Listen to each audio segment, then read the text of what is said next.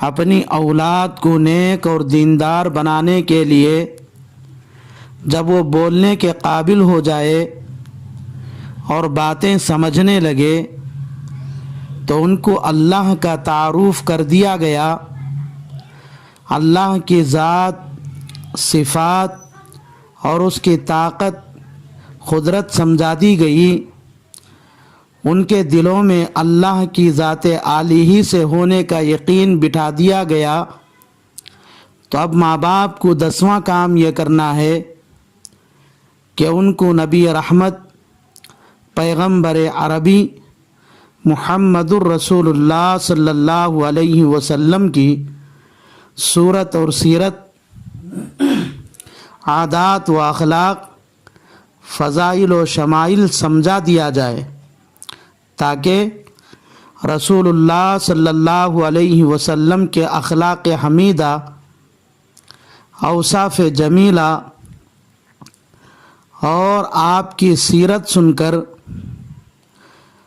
ان معصوم نونہالوں کے دل و دماغ میں آپ کی عزت و عظمت اور محبت پیدا ہو جائے اور آپ جیسا اخلاق اور عادات کا خوگر بننے کا جذبہ جنم لے، کیونکہ اللہ کی محبت کے بعد رسول اللہ صلی اللہ علیہ وسلم کی محبت ایک ایمان والے اور مسلمان کے لیے دین کا بنیادی سرمایہ ہے۔ بدقسمتی سے دینی تعلیم اور اسلامی تربیت نہ ہونے کی وجہ سے ہمارے بچوں سے آپ صلی اللہ علیہ وسلم کے نام کے بارے میں جب پوچھا جاتا ہے تو اکثر لا علمی ظاہر کرتے ہیں، اور اکا دکا بچہ بتا بھی دیتا ہے تو کوئی پیغمبر کہتا ہے، کوئی نبی بتاتا ہے اور کوئی رسول کہتا ہے۔ اکثر بچے یہ بتانے سے قاصر رہتے ہیں کہ آپ کا نام محمد ہے۔ اس لیے شروع ہی سے ان بچوں کو یہ بتا دیا جائے کہ آپ کا نام محمد ہے، آپ کے ابو کا نام عبداللہ ہے، آپ کے امی کا نام آمینہ ہے، آپ کے دادا کا نام عبد المطلب ہے، آپ کے دادی کا نام فاطمہ ہے، آپ کے نانا کا نام وہب ہے، آپ کے نانی کا نام برہ ہے، آپ کے پردادا کا نام عبد مناف ہے، آپ کے سکر دادا کا نام ہاشم ہے۔ آپ صلی اللہ علیہ وسلم 9 یا 12 ربیع الاول پیر کے دن صبح صادق کے وقت پیدا ہوئے۔ آپ کی پیدائش مکہ میں ہوئی۔ آپ کی پیدائش کی خبر سن کر آپ کے چچا ابو لہب نے ایک باندی جن کا نام صوبیہ تھا خوشی میں آزاد کر دیا۔ آپ کے پیدائش کے بعد 3 یا 4 دن تک آپ کی امی آمینہ نے دودھ پلایا۔ اس کے بعد ابو لہب کی آزاد کردہ باندی صوبیہ نے دودھ پلایا۔ 7ویں دن آپ صلی اللہ علیہ وسلم کو ان کے دادا عبد المطلب لے کر کعبۃ اللہ میں گئے اور کہا، آج سے اس بچے کا نام محمد ہے۔ میرا دل چاہتا ہے کہ میرا یہ بچہ پوری دنیا میں قابل تعریف بن جائے۔ پھر عرب کے رواج کے مطابق آپ کی پیدائش کے 1 ہفتے کے بعد آپ کو دودھ پلانے کے لیے قبیلہ حوازن کا ایک جوڑا حضرت حلیمہ اور ان کے شوہر دونوں نے لے کر گئے۔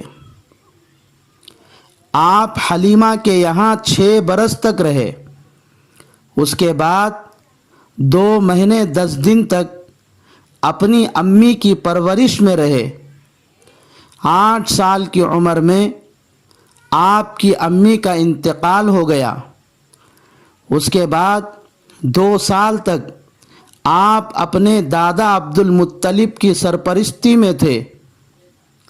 جب آپ کی عمر 8 برس کی ہوئی تو آپ کے دادا کا انتقال ہو گیا۔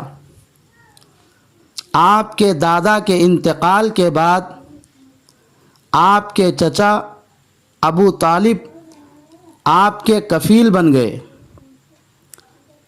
جب آپ کی عمر مبارک 13 سال کی ہوئی تو آپ اپنے چچا ابو طالب کے ساتھ مل کر ملک شام کا پہلا سفر کیا۔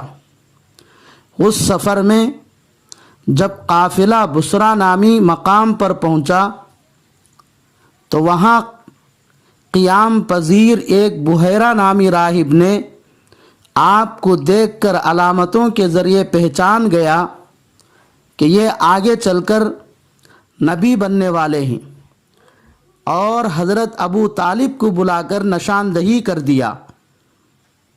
جب آپ 25 سال کی عمر میں حضرت ختیجہ رضی اللہ تعالی عنہا کا مال مزاربت کے طور پر تجارت کی غرض سے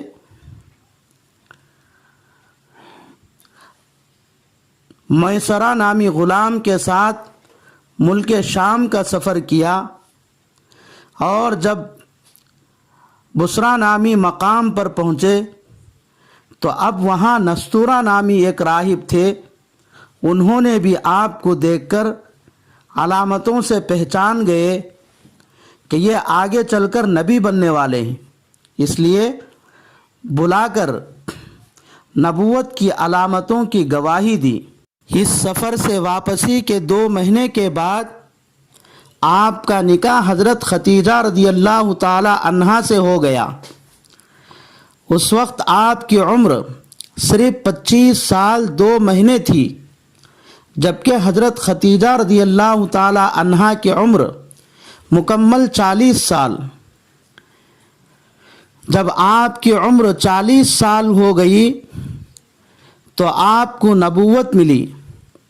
نبوت کے بعد آپ 13 سال تک مکے ہی میں رہے۔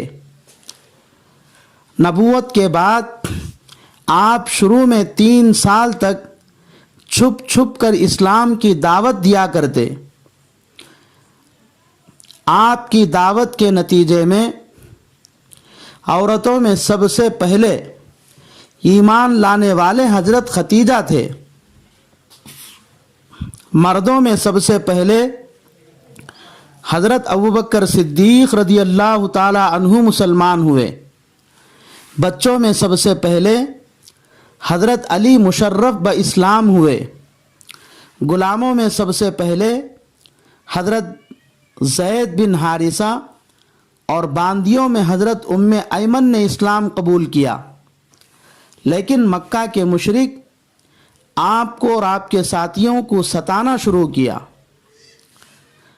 یہاں تک کہ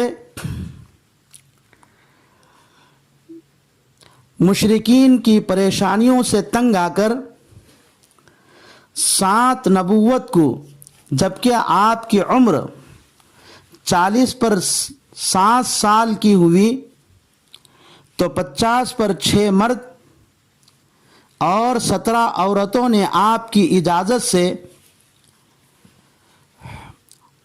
حضرت جعفر طیار کی امارت میں حبشہ کی طرف ہجرت کی، اور حضرت جعفر طیار کے ہاتھ پر حبشہ کا بادشاہ نجاشی نے اسلام قبول کیا۔ پھر 9 نبوی، یعنی جس وقت آپ کی عمر 40 پر 9 سال کی ہوئی تو قریش 3 سال تک کے لیے آپ کو اور آپ کے اہل بیت کو شعبہ ابو طالب میں قید کر دیا، تاکہ مجبور ہو کر نبی کریم صلی اللہ علیہ وسلم کو قتل کرنے کے لیے قریش کے حوالے کر دیا جائے، اور ایک مضمون لکھ کر کعبے کے اندر لٹکا دیا۔ لکھنے والا بغیض بن عامر تھا، اس کے ہاتھ شل ہو گئے، اور اس تحریر کو دیمک نے چاٹ کر صاف کر دیا۔ لفظ اللہ کے علاوہ سب حروف مٹ گئے۔ اس طرح 10 نبوی میں جبکہ آپ کی عمر 50 سال کی ہوئی تو اس ظلم سے نجات ملی۔ شعب ابو طالب سے چھٹکارے کے 10 مہینے کے بعد رمضان المبارک یا شوال میں 10 نبوی ہی میں حضرت ابو طالب 80 سال کی عمر پا کر انتقال کر گئے۔ حضرت ابو طالب کے انتقال کے 3 یا 5 دن کے بعد حضرت ختیجہ رضی اللہ تعالی عنہا کا بھی انتقال ہو گیا۔ یہ دونوں آپ صلی اللہ علیہ وسلم کے بہت بڑے ظاہری سہارا اور پشت پناہ تھے۔ ان دونوں کی وفات سے آپ کو اتنا غم ہوا کہ اس سال کا نام ہی عام الحزن رکھ پڑ گیا۔ اسی سال آپ دعوت و تبلیغ کی غرض سے طائف تشریف لے گئے۔ واپسی پر 27 رجب پیر کے دن آپ کو معراج کے سفر پر حضرت جبرائیل لے کر گئے اور 5 نمازیں اسی رات فرض ہوئیں۔ 11 نبوی ذوالحجہ میں آپ موسم حج میں باہر سے آنے والوں میں اسلام کی تبلیغ شروع کی۔ 11 نبوی ذوالحجہ میں مدینے سے آنے والے خزرج کے 6 آدمی ایمان قبول کیے اور انہی سے مدینے میں اسلام پھیلا۔ 12 نبوی ذوالحجہ میں مدینے سے آنے والوں میں مینا میں عقبہ کے قریب 12 آدمیوں نے آپ کے ہاتھ پر بیعت کی، جو بیعت عقبہ اولیٰ کے نام سے مشہور ہے۔ تیسرے سال 13 نبوی میں ذوالحجہ کے مہینے میں مدینے سے آنے والے 70 پر 3 مرد اور 2 عورتوں نے اسلام قبول کیا۔ اس کے بعد آپ نے صحابہ کو مدینے کی طرف ہجرت کرنے کا حکم دیا۔ اس کے 3 مہینے بعد 13 نبوی جبکہ آپ کی عمر 50 پر 3 سال کی ہوئی تو 27 صفر جمعہ کی رات کو حضرت ابوبکر صدیق کے ساتھ آپ صلی اللہ علیہ وسلم اللہ کے حکم سے مدینے کی طرف ہجرت کرتے ہوئے مکہ سے باہر نکل کر غار ثور میں 3 دن قیام کیا۔ یہاں تک آپ کی مکی زندگی کہلاتی ہے، جو پیدائش کے بعد اب تک 50 پر 3 سال کی ہے اور نبوت کے بعد سے 13 سال کی ہے۔